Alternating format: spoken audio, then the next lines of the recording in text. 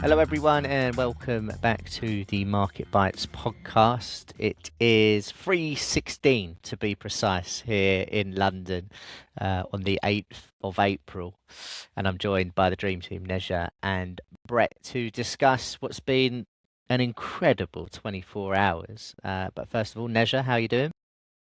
I'm doing very well, actually. I was surprised this morning when I woke up and I didn't know what to expect. Is the world going to end or it's going to be a positive surprise? And it was good. It was positive surprise, so I'm doing well. How are you guys? Yeah, I'm very good. It's 24 degrees today, which for London in April is magnificent, and the markets are up. The world hasn't ended, so yeah, I'm in a good mood. I'm in a good mood, and Brett, yourself, are you happy? Yeah, man. I mean, there's green outside, there's green on the screen. It's hard to be in a sour mood today, I'd say.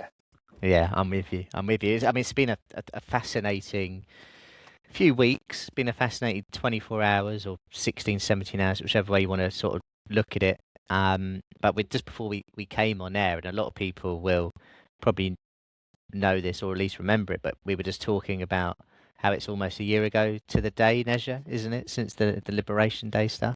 Yeah, I still remember we were at Analyst Week. We meet once per year, and it was during all of this, like during those days when no one knew what was going to happen. And it feels like the year of 2025 is repeating this year, and it's almost today exact when it happened. And I remember last April 9th of April last year, SP 500 was up 9%, right?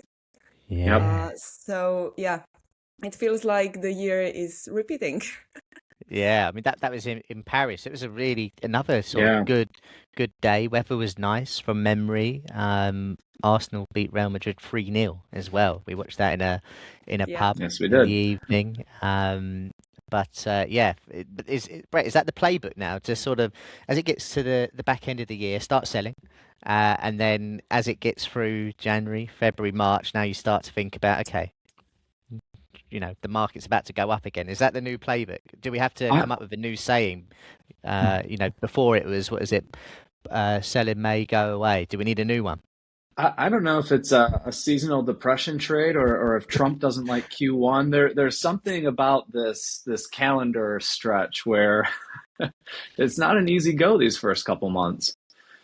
No, it's not. It's not. Okay, well, let's get into what we've seen from last night. And the reason I sort of said it 24 hours or so, I guess you could go back to the weekend and extend that a little bit longer. I mean, some of the posts on Truth Social were, when I saw them, I was like, has he been hacked? Like they're crazy. There's Oh, 48 hours to reach a deal, and then yesterday the sort of the tweets where you're thinking, goodness me, we could wake up on Wednesday and the world is a very very different place. And thankfully we haven't woken up in that way. A deal has been reached. Immediate reaction from this. We'll go through the bits and pieces shortly, but oil, which was trading about $107, crude oil was down to low 90s and below.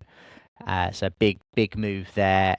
We saw overnight futures rose across the board. APAC session was great. Equities are continuing to climb at the moment. Just on this optimism that there's going to be a 2 week ceasefire. Markets naturally like that. And I guess we always mention how markets hate uncertainty. So I guess going into yesterday evening, that's a little bit priced in. And the fact that that's now worst case is averted, markets like it to keep it simple. And we'll talk about whether we think that will last or not shortly.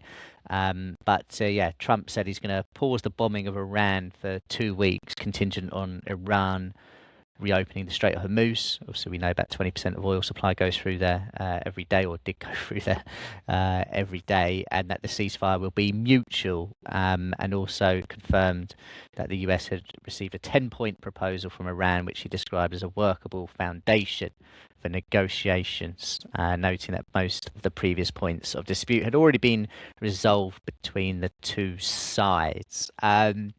So, with that said, Brett, it makes sense the reaction we've seen in markets, doesn't it?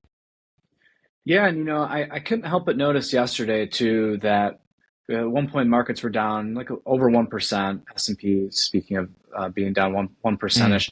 End of the day, I think slightly green, but like Yeah. basically flat. It was like this lack of, I think there was a little bit of nervousness, but I think there was sort of like a confidence that we weren't going to wake up to the worst case. Maybe that was just me being an optimist last night. I don't know, but to sort of see the markets shrug in front of what was like a supposed risk like that, I think really kind of in some ways telegraphed what was to come. Of course, it's when it comes down to a few people making decisions, you can never really be sure. But yeah, I mean, it's reasonable to see this type of reaction. It looks like Wall Street's sort of version of like a sigh of relief as we go for, I don't know if it's fifth day or sixth day in a row higher, but seems like this move has sort of been being built into price lately.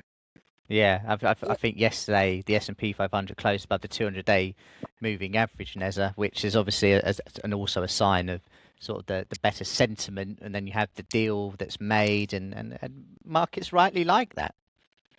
Yeah, I'm just looking at how different indices performed and what moves are we seeing today at the market, and even Europe moved.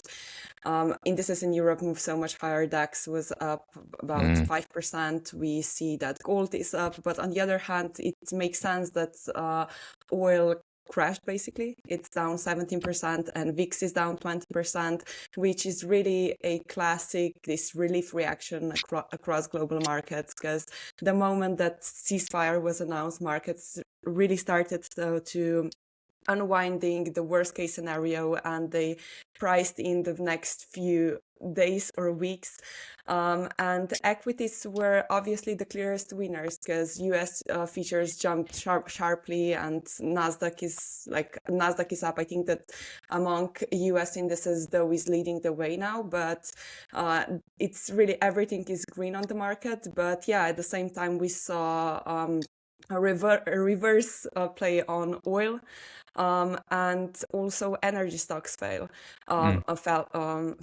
this move. But yeah, if we take a look a bit ahead, let's say for a few days, if ceasefire actually holds, I think that the biggest winners are in the areas that were the most punished during those past few weeks. For example, airlines and travel, because those are obviously the main beneficiaries of this ceasefire, because the fuel is one of the biggest costs for them, and fuel was really trading so high that it affected their business almost immediately. And that's why we also saw some airline companies like really leading the way today in Europe.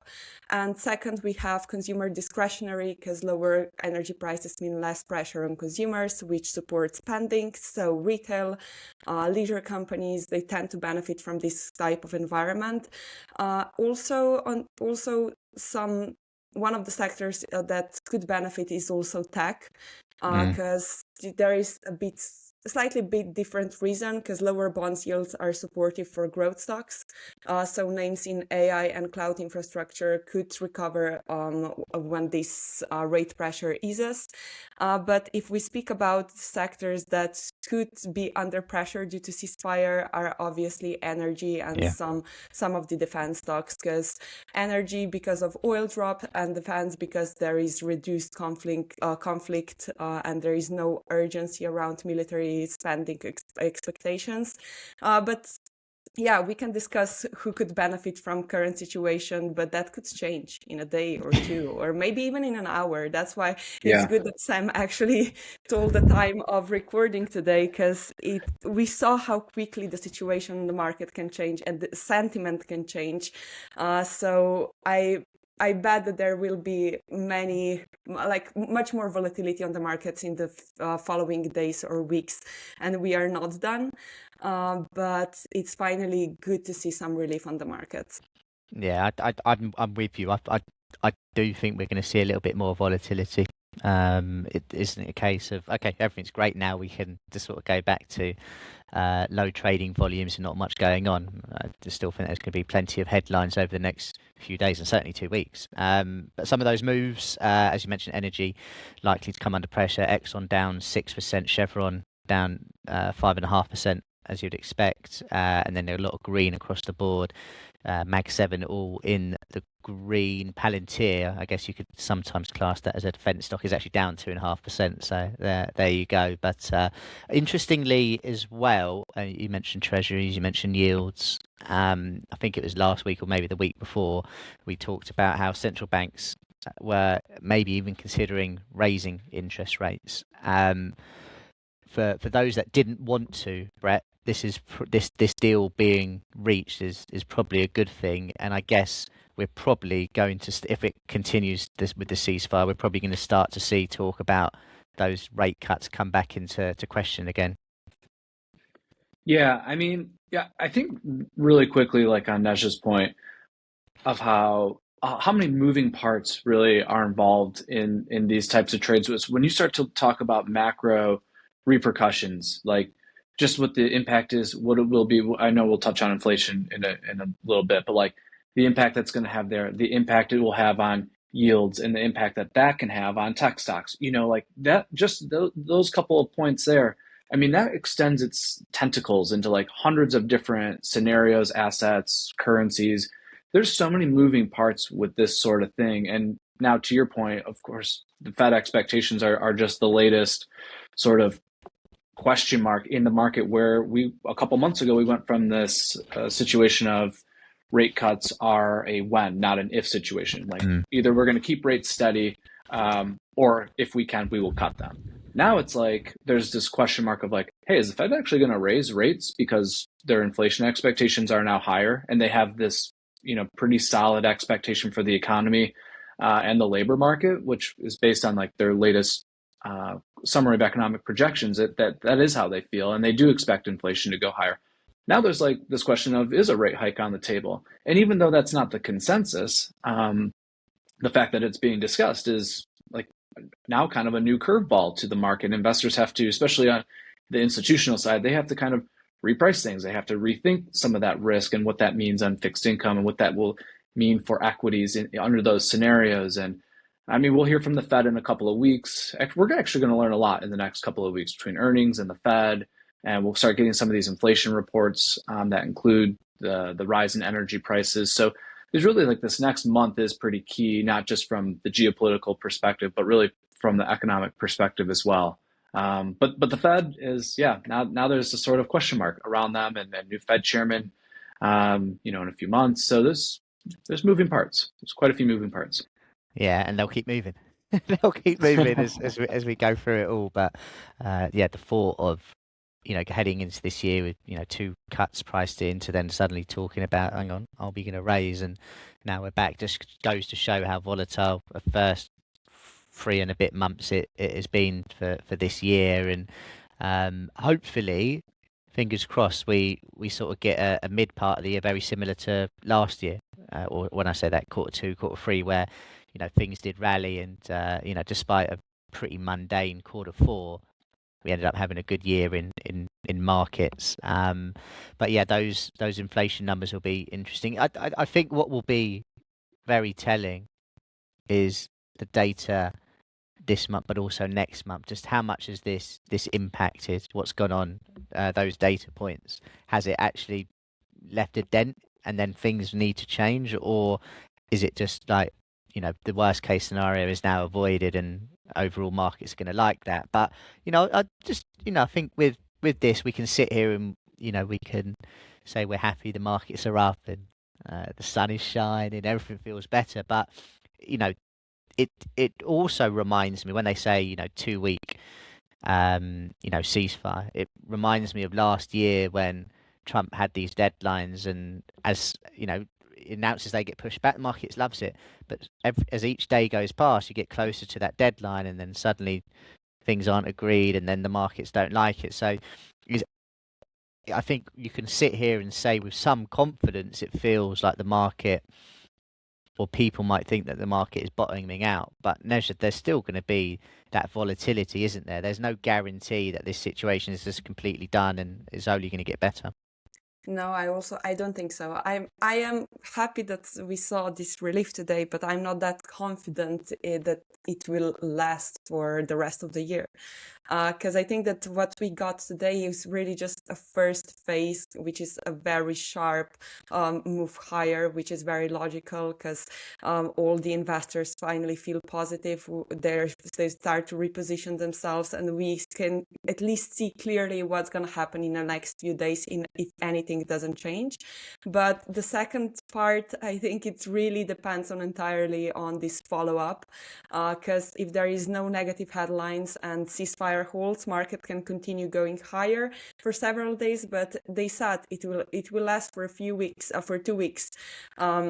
And after 2 weeks, it means that we are still in somewhere where we don't know where we are going. And as you already said, market doesn't like this uncertainty. Actually, that's the thing that market hates the most. And we will really see what's going to happen when they decide what they are going to do after 2 weeks ceasefire. Because if it's going to be more positive and we are getting closer to resolution, of course that's going to be also positive for the market, but I think that they are still not that close with their arguments that the ceasefire could actually hold for months, or that the war would actually be over. So I think that we're gonna have some more volatility ahead, but we can finally have some relief now for at least 2 weeks. And we deserve that. We deserve that, don't we? Yeah, it's been a fascinating few weeks. It really, really has. I'm just having a quick look at some of the headlines that have come through. The first ship passed through the Strait of Hormuz with Iran's permission after the ceasefire. That was just under a couple of hours ago. As always, for people listening to this, a lot can change. So just be a bit cautious, and you know, people will do what they want to do, and hopefully they will do their research before it. But when I guess it can be tempting sometimes to, in these situations when you see a big positive today, to jump in thinking that everything is going to get better, and the only direction is up. But that isn't always the case, and there's going to be plenty of twists and turns. I mean, Brett, if we just talk about some, advice for, retail traders and investors out there that maybe missed the recent dip. Because let's face it, right, the S&P 500, I don't think it even went down 10%. If it did, it was just about, that's not even the average intra-year drawdown. So I think patience is still required out there, being selective and, all of these things.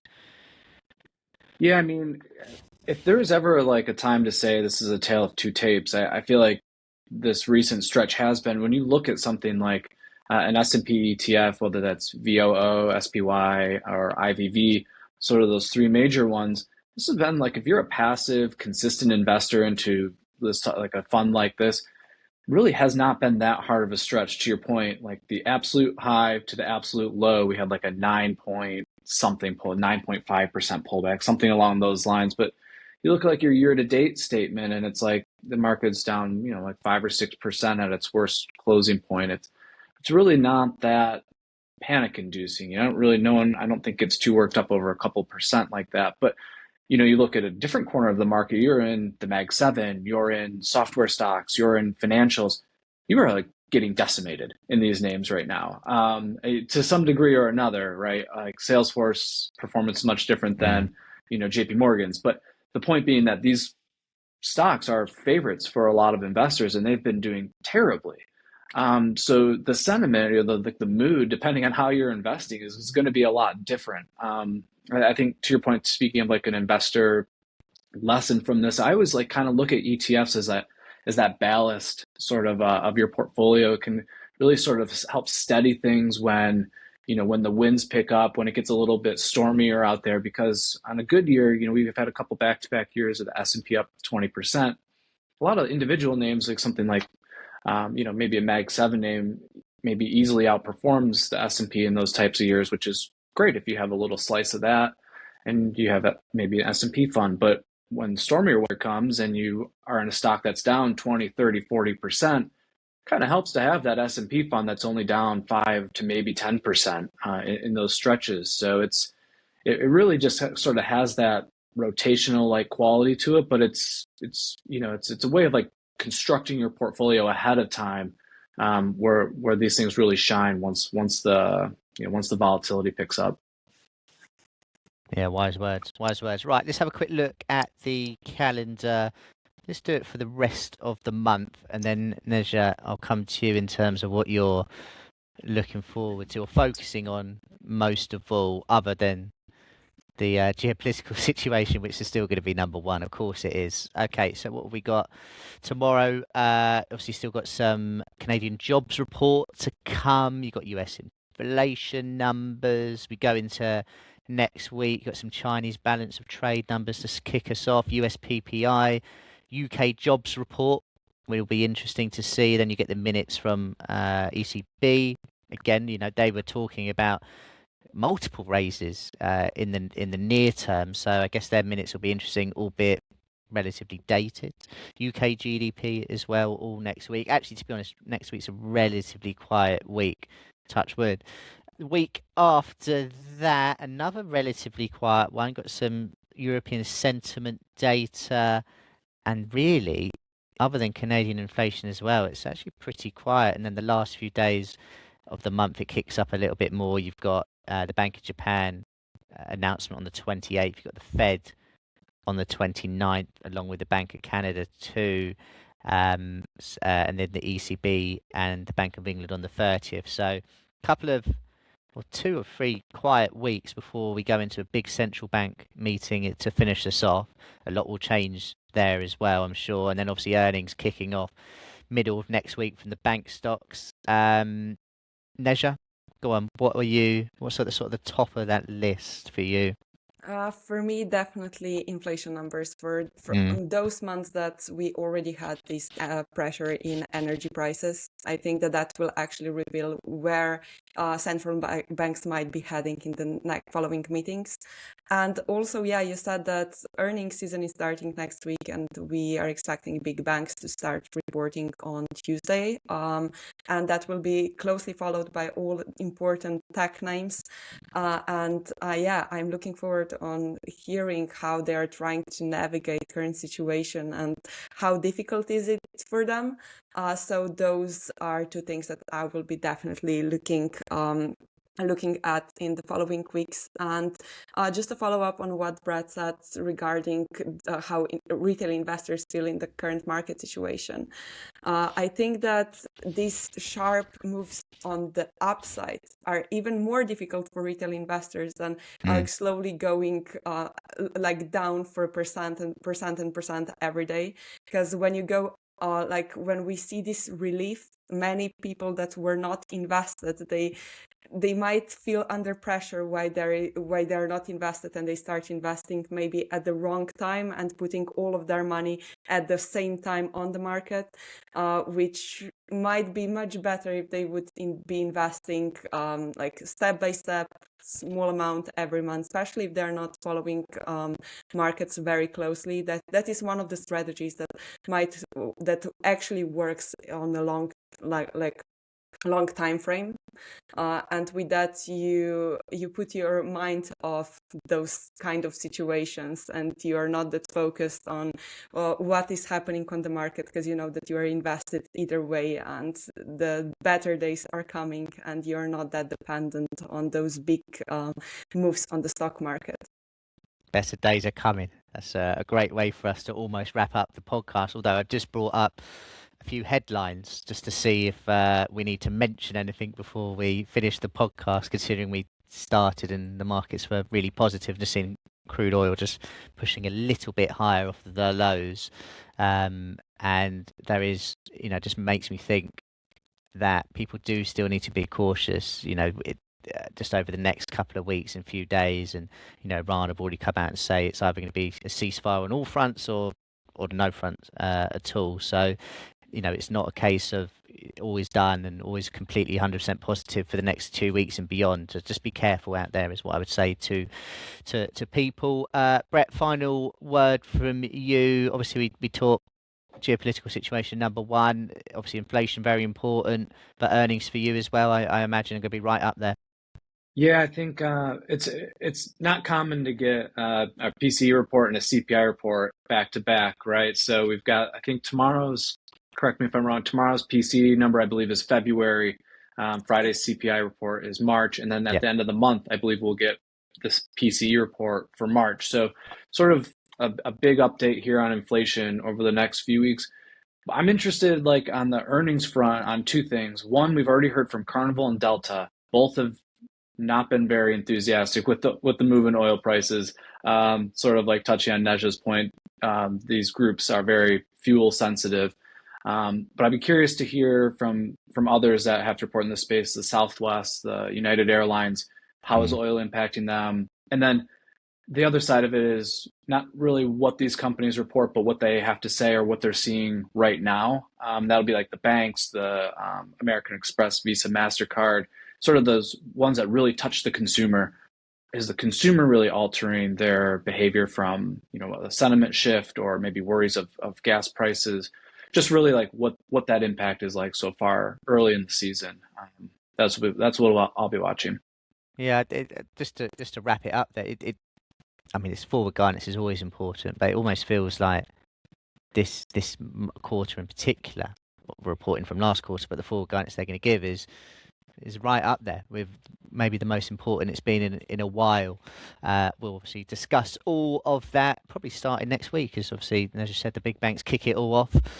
But until then, keep your ear to the ground. Fingers crossed we are still green by the end of the day and this time next week as well. Brett, Neja, as always, thank you. Thank you, Sam. See you next week.